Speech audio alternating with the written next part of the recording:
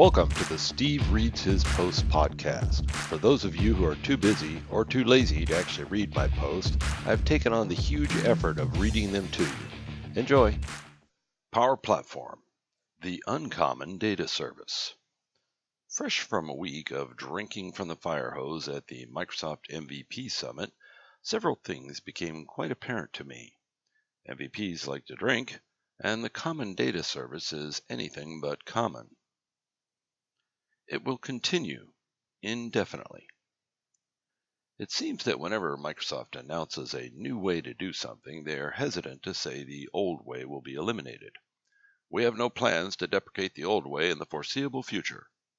In reality, they can't wait to pull the plug on a whole slew of inefficient or misaligned things, but they can't grab their customers' legs and swing them back and forth like rag dolls either. Or can they? One version. It's no secret that Microsoft is in the final stages of snapping all online customers onto a single version of the product. With rare exception, most of us are already there, whether you knew that or not. This is the best place for Microsoft to have us, and for 99.9% of us, it's the best place for us to be. Why is that not as scary as it sounds to people who are slow movers? Because the old things that have been replaced by new things are still there.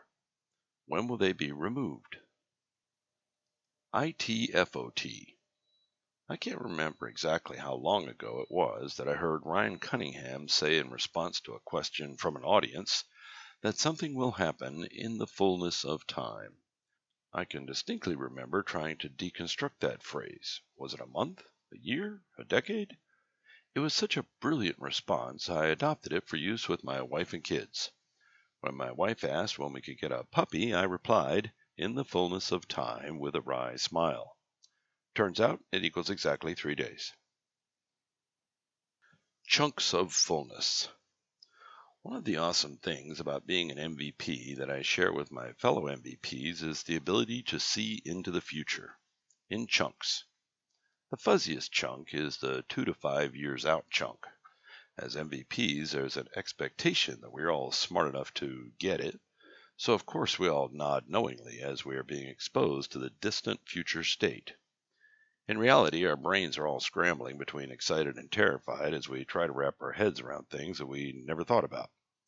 I'm pretty sure the team knows this, as there seems to be the occasional unnecessary long pause for effect. I did take a look around the room for a two-way mirror that the team might be cracking up behind, but did not see one. It is reassuring as a partner to know that the team is thinking that far out, but in today's world, 2 years is a long damn time. The aw yay chunks. The upcoming release versus the one after that. Let's face it, at any point in time there is an upcoming release. As soon as it lands, the next release is now the upcoming release every 6 months. As a partner, your highest focus is always on the upcoming release. As a partner, you are or should be in a continuous state of preparation. If you're not, you will be replaced by one who is. It seems Darwin was correct. As we're being presented with things that will be in the upcoming release versus what got pushed to the next one, it's an odd mix of awes and yays. Since the release notes are now released 90 days before the release, there is a 3-month window for surprises. The best surprise is that stretch goal that was not listed in the notes that suddenly appears. Of course, there's also that occasional listed item that lands, but not exactly as we hoped. Yet all clearly within the doctrine of ITFOT. Preparation test.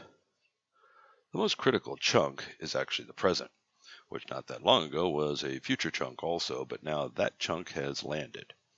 If it was a new way, then it landed next to the historical way chunk. If it was a new thing, it landed by itself.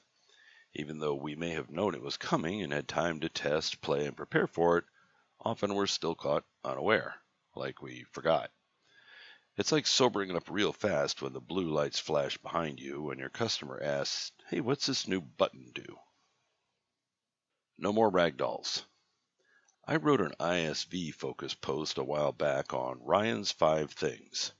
This was based on a response from the business application's chief traffic cop, Ryan Jones, when asked what ISVs should focus on.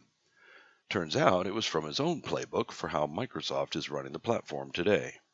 Ryan and his team may be the most important cog in the entire business applications team.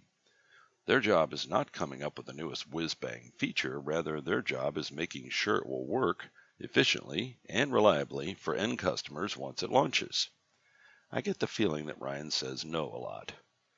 This was not the case in the not-too-distant past. Less than 2 years ago, I wrote about what seemed like a strategy of punching customers in the face, a strategy Ryan has clearly obliterated. Common data service. Okay, so I know I veered off the topic quite a bit, and I don't want to be accused of link baiting. So this common data service thing, yeah, it's pretty big. I'll unpack it in a future post, but now I need to prepare for another week of firehose drinking at the Partner Advisory Council meetings. Now, can I go home?